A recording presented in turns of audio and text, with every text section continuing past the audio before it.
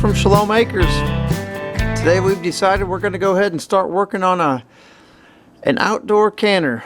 I've looked at on an American Homestead, and you know, if you've never checked out their website, they are just a great group of people, and they also have been doing some outdoor canning. They have a syrup in an evaporator pan, and it's pretty neat. I watched them. They use that for canning all of their pint-size jars in that evaporator pan, and I thought, boy, that'd be super handy. But we do a lot of quart-size jars, so I figured I'd see if I could take this air compressor tank here, and then also that flat piece of steel there. See if we can't cut and make ourselves a rectangular pan that will sit on, and I'll cut out a section of this. See if we can't figure out a way to basically make our own evaporator pan. That right now we're not doing anything with syrup or sorghum, but you never know, it may be something down the road. Really specifically looking at for any kind of water bath canning. So a typical quart jar is about 7 inches tall. So I'm going to go ahead and make this about 9 inches tall. You can look and see I've got some yellow lines on here, and in one spot I've already started cutting. I'm going to go ahead and cut out that corner, and then go all the way across, and then go down and over. And then we'll come over here and cut out this. Basically kind of making like a cardboard box. And then what I'll do is I'll just score these lines on the inside here, and then I'll just fold up that pan, and then I just got to weld the corners, and then maybe strengthen up the underneath side where I just bent it in a little bit. So that's kind of what I'm looking for today. Tools I've got is I've got earplugs, got my grinder, got a pad for my knees, make sure I don't burn through it, and then I've got a face shield, and then just a T-square to make sure everything's all square for all the corners. So that's what I'm going to be working on today. We'll see how far I get, but we're excited about it, and hopefully in the end it'll be something that we can use. So stay with us, and we'll take you along as we build this. Shalom. Okay, so we've got this corner now cut out, and the other corner.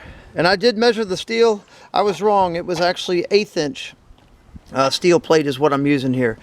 And both the steel plate and the compressor tank there, I just picked up from the local scrapyard. So it's not like something I had laying around. It was something that I picked up, you know, for cheap. And it was just ended up being a good deal. So now what I'm going to do is I'm going to take my grinder, and I'm going to score this yellow line. I'm basically going to cut through about half of it, and then I'll probably come over here with 2 wrenches, probably just adjustable wrenches, and I'll just take that and I'll work this wall. I'll just bend it straight up, and I'm excuse me, and I'm going to do the same for all 4 sides. So when I come back, it should all be pulled together. Shalom.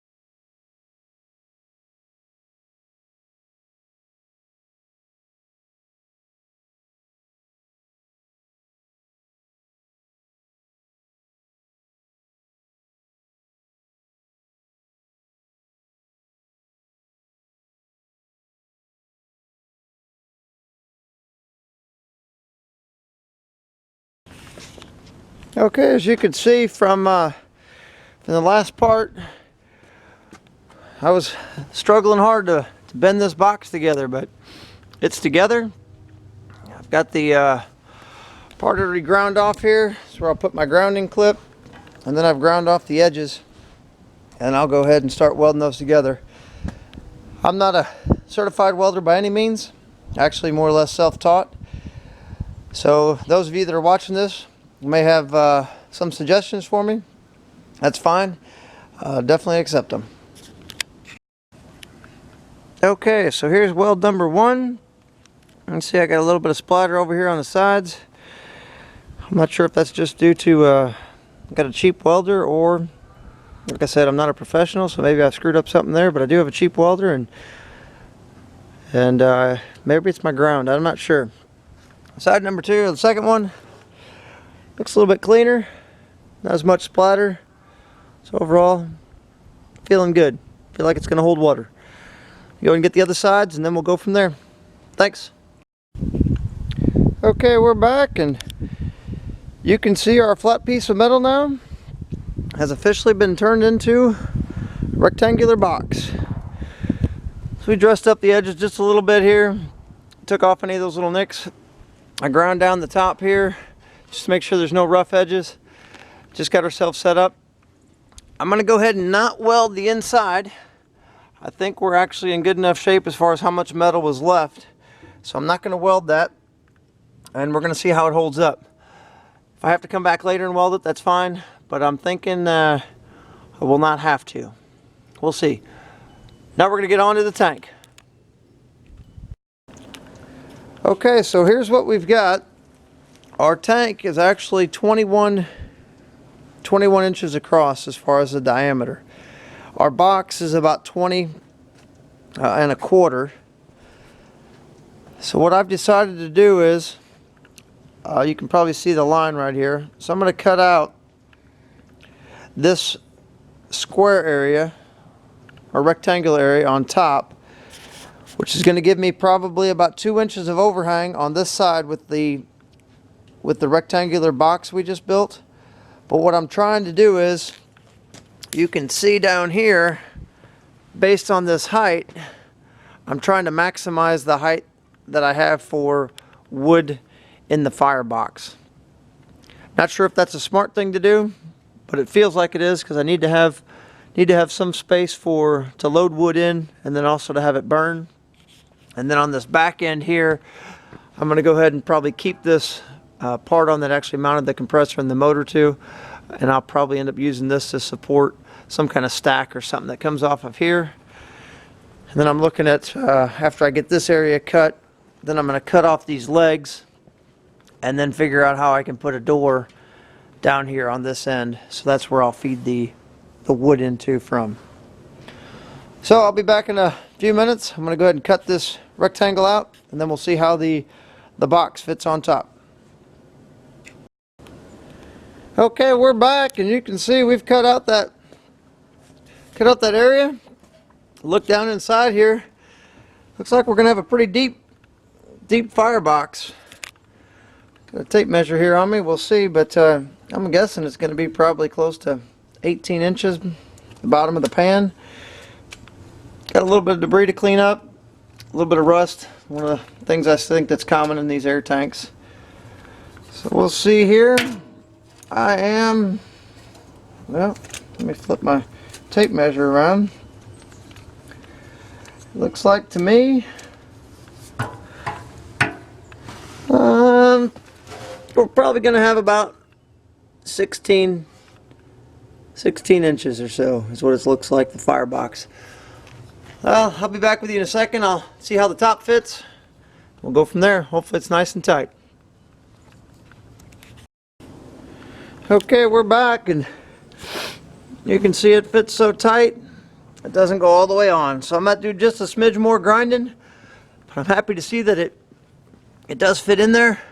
Let's do a little bit more grinding on the end, and that's going to allow us to not have to worry about this pan as far as too much flame and or smoke coming out, because that's what I was looking for. Real nice tight fit.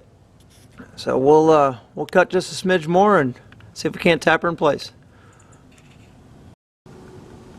Okay, you can see we're back. We've got it all centered up on the cylinder. So we're looking good there. You can see I've got a couple quart jars down in there just to show kind of what it looks like. And then we'll look at it from an angle here, and that'll give you an idea of roughly how much more water will be on top. So when we do the water bath canning, predominantly on pickles, tomatoes, those types of things, relish, a few other things that you can get by with just water bath canning. So, moving quite well on this project. I'll probably have to finish it up tomorrow. Stay with us and we'll take you to the end. Thanks. Shalom. Okay, so we are getting ready to go ahead and build the firebox area, or at least the door to the firebox area. And you can see right here I've got it set up. I'm going to go 12 inches across. We're going to go 10 inches high. I'm purposely keeping a little bit more of the bottom part here, allowing myself an area because I'm going to put some kind of a little grate in the bottom, or something to keep the wood up off the bottom. And then I'll end up, that'll give me a little bit of lift and also a little bit of spot for the ashes. So stay with us, we'll cut that out and then we'll see how we're going to flash it, so then that way it can stay on there and give us a fairly decent seal. Okay, so you can see we've got the hole cut. Pretty easy cut. I went ahead and ground off the edges to make sure nobody get cut there. We've got the door sitting right here. Just to go ahead and temporarily fasten it on there so I can see how the other metal is going to fit, I'm just going to go ahead and take these hinges, which I will use long term, and then I'm just going to go ahead and use some self-drilling screws just to hold it up there. I may keep that like that for a little bit at first, and then we'll see if I'm going to tack weld them in place. But here we go. Okay, so you can see here now, got the latch, clips right down, holds it in place.